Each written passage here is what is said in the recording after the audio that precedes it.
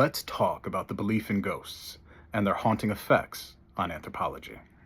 Folklore is full of apparitions, haunts, shades, specters, spirits, phantoms, and an endless list of synonyms for what is supposed to be the lingering soul of a dead person, animal, or mode of conveyance that continues to interact with the living world long after its physical form is gone. Since the idea is intertwined with that of an afterlife, the concept predates any written history, making the belief in ghosts as old as the dawn of mankind. Mesopotamia, Egypt, Greece, and Rome were all rife with the idea of ghosts. And the Abrahamic religions born in that region were more than willing to pull them into their doctrines of faith as they overtook the ancient beliefs, essentially becoming literal ghost stories themselves when you think about it. The old stories lingered on into the new ones after their origin was gone.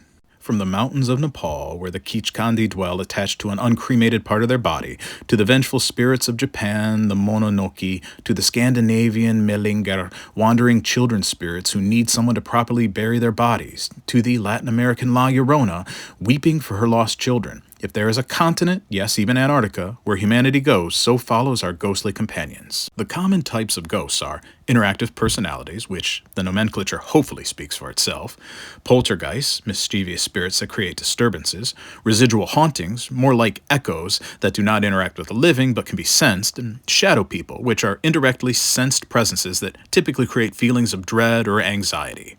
The paranormal world will list dozens more, but my focus is on things that once had a physical form on Earth and are now an afterimage, not elementals or supernatural creatures that never did. The once were but are no more, the vengeful spirits, the lost souls, the ancestors, the accidents, the tragedies, every human emotion that may spawn the need for existence past the physical expiration date.